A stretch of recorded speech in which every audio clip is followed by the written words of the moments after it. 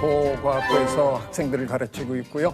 네. 생명다양성재단이라는 그룹을 이끌고 있습니다. 아, 그러시군요. 저도 이제 저 성함을 알 정도로 굉장히 유명하신 생태학자는 어떤 일 하는지 좀 구체적으로 얘기를 해주시죠. 글쎄요, 뭐 저는 종종 이렇게 얘기하는데요. 산으로, 들로, 강으로, 바다로 쫓아다니면서 동물들은 무슨 짓 하고 사나 그런 거 염탐하는 일을 한다. 화두가 되는 기후변화라든가 뭐 생물다양성 감소라든가 뭐 이런 문제를 자연스럽게 또 연구하게 되는 뭐 그런 분야입니다. 굉장히 많은 동물들을 연구를 하셨겠지만 어떤 동물들을 좀 연구를 하셨는지 여쭤봐도 됩니까? 네, 개미를 오래 연구를 했고요. 개미요? 네, 개미는 한 40년 가까이 40년이나 연구를 하셨어요? 네. 개미 연구를 40년 하셨으면은 정말 뭐 개미 박사님이실 것 같은데요. 네. 이 어떻게 좀 개미를 연구하게 되셨는지요? 그 아이들이 저를 보고 자꾸 개미 닮았다 그래서 조금 아주 말씀을 해주시니까. 아, 진짜 속으로 생각을 했어요. 좀 닮으셨다. 그런 얘기 잘못하시면 안 돼요. 왜요? 지금 아, 저 제가 약간 건축과죠. 약간 좀 교수님도 그렇고. 그 왜 저 앱에 저 연예인 닮은 뭐 이런 거 있잖아요. 예. 해봤는데 3번이나 유재석 씨가 나왔어요. 그러니까 절도로 개미 닮았다고 웃으시면 같은 과예요, 선생님. 우리 교수님께서 개미를 연구하러 정글까지 가셨다고. 네, 뭐 개미가 우리나라에도 제법 많긴 한데요. 네네. 정글에 재밌는 개미들이 많거든요. 그래서 근데 막 뭐 독을 쏘는 개미도 있고 막 그렇잖아요. 그렇죠. 저 개미한테 한번 쏘여가지고요. 네. 그냥 기절한 적도 있어요. 기절을 해요? 네. 어디에 쏘였는데? 세상에 개미 중에 제일 큰 개미가 거의 한 3cm 정도. 오, 이 정도면 굉장히 크네요. 네. 그걸 우리가 총알개미라 그러는데 네. 걔는 침을 가진 개미인데요. 네네. 절벽으로 이렇게 제가 내려가고 있었는데 잡다가 하여간 이 팔뚝을 쏘였는데 네, 근데 이러고 이제 뭐 문지르고 기어 올라와서 그냥 어떻게 됐는지 기억이 안 나는데 동료가 제가 길에 숲속에 이렇게 누워 있으니까 지나가다가 왜 그러고 있냐고 그래서 개미한테 쏘였어. 그랬더니 야 개미 연구하는 놈이 개미한테 쏘여가지고 이렇게 누워 있냐? 근데 뭐 어떡해요? 기절을 할 한 정도. 방 맞았는데 하여간 기절했어요. 개미와 배짱이도 사실 완전 틀리. 이것도 좀 잘못 알고 있는 거라고요. 하여간 제가 제일 불만이 많은 분 중에 하나가 이솝 할아버지. 아, 그래요? 계속 실수를 많이 하셨어요. 야, 이건 또 이서부화하면은 우리가 뭐 한 번쯤은 보는 책인데. 뭐 내용은 그거잖아요. 개미는 열심히 일하고 그렇죠, 그렇죠. 배짱이는 놀다가 배가 충결이 고파서 돼서. 겨울에 개미집 문을 두들겼다. 네, 맞아요. 근데 배짱이 겨울까지 못 살아요. 가을에 대충 다 죽어요, 알 낳고. 그러니까 일단 거기서 틀렸고. 배짱이가 가을에 죽어요? 1년 이상 못 살아요? 한 해 살고 알 낳고 죽는 거고. 너무 슬프다 근데. 그냥 죽네. 개미는 사실은 절대로 열심히 일하는 동물이 아니거든요. 일하는 개미는 한 20%, 30%밖에 안 되고요. 그럼 나머지는요? 대기조로 기다립니다. 근데 배짱이는요. 예. 그야말로 식음을 전폐합니다. 필사적으로 긁습니다. 왜냐하면 찬바람 불기 전에 암컷 한 마리라도 만나야 내 유전자를 남겨야 되잖아요. 노래를 부르니까 저게 노는 거라 그랬는데 배짱이 무지무지 열심히 일하는 겁니다. 야, 이거 우리가 알던 이서부화가 이렇게. 교수님께서 침팬지의 어머니라 불리는 제인 구달 박사님하고도 좀 각별한 사이시라고요? 네.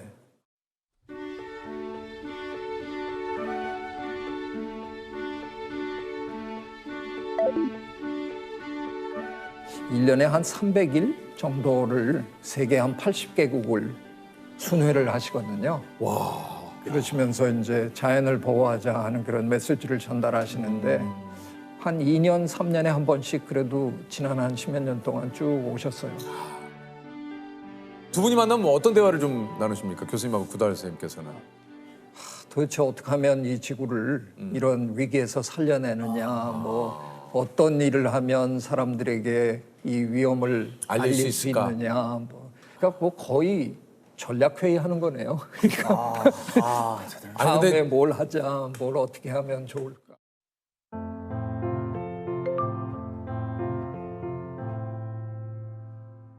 제돌이가 아직 그 과천에 수족관에 있을 때 구달 박사님이 거기서 스피치를 해주시고 사람의 관점에서 자연을 판단하지 말아라 그런 말씀을 해주셨는데 그게 굉장히 울림이 컸어요.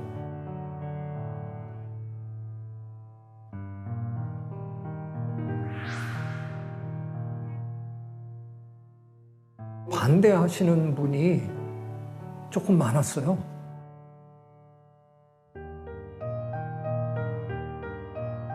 저 아이의 관점에서 한번 보라. 그럼 저 아이가 여기서 사는 것보다 그 바다에 자기 고향으로 가서 살 그 날을 한번 상상해 봐라. 그때 정말 많은 분들이 박수치고 공감했죠. 죽은 고기만 먹었거든요. 한번 잘 뛰어넘으면 그 조련사가 주면 그거 받아 먹고 그래서 처음에 제돌이한테 산 고등어를 한 마리 넣어줬는데 도망가더라고요. 겁나서. 그래서 그 살아있는 물고기를 잡아먹을 수 있게 훈련도 시켜야 되고 뭐 이런 여러 가지를 통해서 한 1년 반 정도 저희가 했는데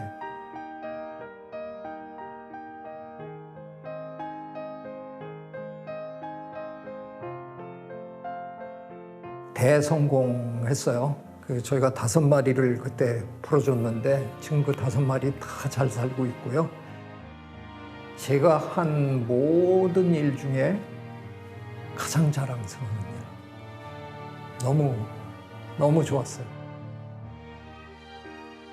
이렇게 동물들을 관찰하다 보면 우리 인간들을 한번 돌아보게 될 것 같은 생각이 좀 드는데 2005년 그 호주제 폐지에 교수님께서도 좀 힘을 보태셨다고요? 아유, 네. 제가 솔직히 고백하면 좀 비겁한 사람이거든요. 가능하면 안 나서고 싶고 그렇잖아요.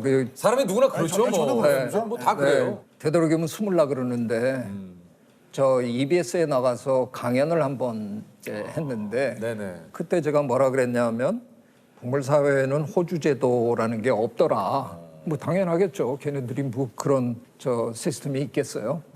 만약에 그들에게 그런 시스템이 있다 그러면 호주는 암컷일 수밖에 없다. 뭐 그런 얘기를 되게 생물학자로서 그냥 평범하게 했어요. 하셨어요. 근데 그게 방송된 날부터 전화를 못 쓰는 거예요. 그때는 우리가 이 전화가 없던 시절인데 내려놓으면 울리고 받으면 욕하고 뭐 이러니까 엄청난 그 언어 테러를 거의 한 1년 당했어요. 1년이나요? 네. 그런 어떤 와중 속에서 여성들로부터 전화를 한 몇 차례 받았는데요. 네. 그 어떤 분은 막 전화통에 대고 대성통곡 하시는 분도 계셨고 어떤 분은 선생은 어디 있다 이제야 나타났느냐 뭐 이러면서 당신 가슴이 다 후련해졌다 뭐 이런 얘기를 하시는데 참 비겁한 제가 이렇게 그런 얘기를 자꾸 듣다 보니까 이거 뭐 어차피 욕먹고 있는데 에라씨 모르겠다. 그러고서는 이제 책도 쓰고 글도 쓰고 방송도 하고 이유 뭐 이런 거를 이제 설명을 질러댔더니 어느 날 헌법재판소에서 오라 그러더라고요. 그래서 이제 가서 이제 변론을 했고 자연계의 계보를 뒤질 때는 우리는 암컷을 따라 올라가면서 추적을 한다. 우리가 가지고 있는 호주제가 결코 자연스럽지 못하다. 호주제가 거의 모든 나라가 다 같이 채택하고 있다. 그러면 이게 호모사피엔스의 종특이적인 현상이라고 볼 수 있다. 그런데 지금 지구상에서 이걸 갖고 있는 나라는 한반도의 몇 천만 호모사피엔스 중에서 요 동물들만 하고 있기 때문에 아무리 제가 생각하려고 그래도 이건 보편적인 현상은 아니다.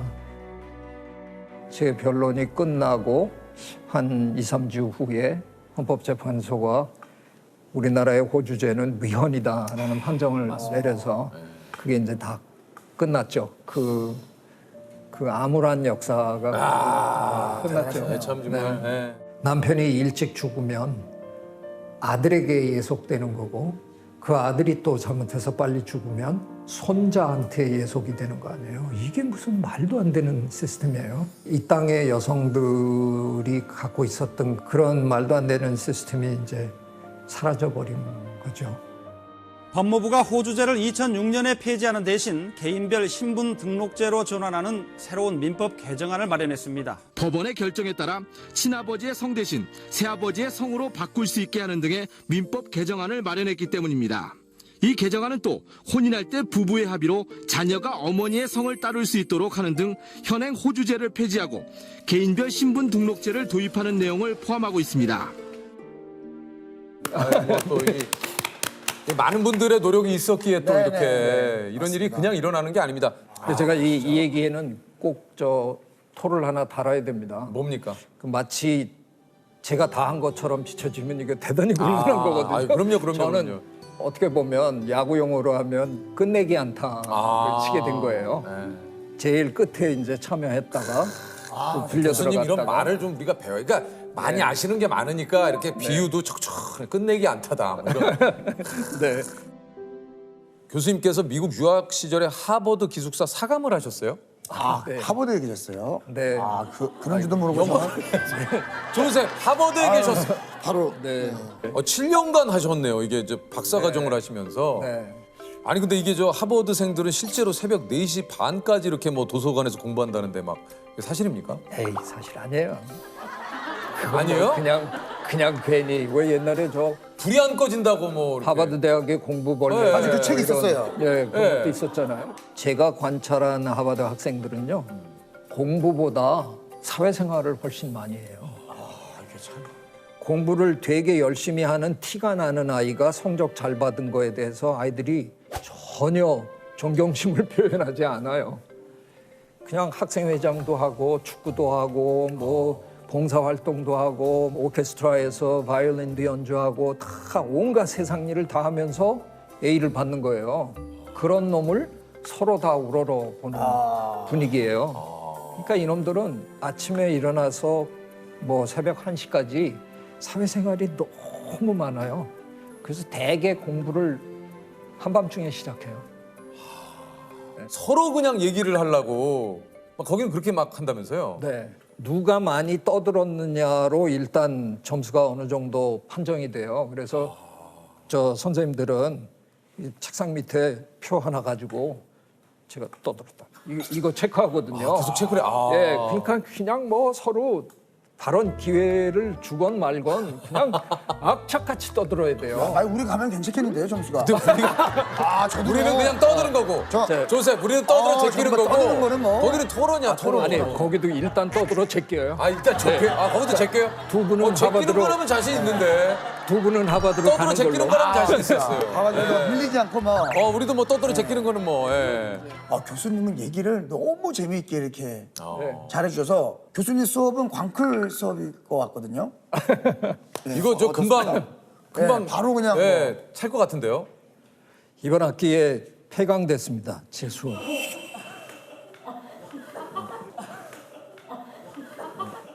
왜 그게 제 생애 처음으로. 저 교수 폐강이 됐어요? 네. 40명이 안 되면 그래서 너무 충격적이다. 놀고 있는 건 아닌데. 제 개인적으로는 제일 충격이에요 지금. 지금 사실 아니 근데 이게 폐강이 됐어요? 지금 정보가 들어서 긴급 정보가 들어왔습니다. 그 이유가 있대요. 뭐예요?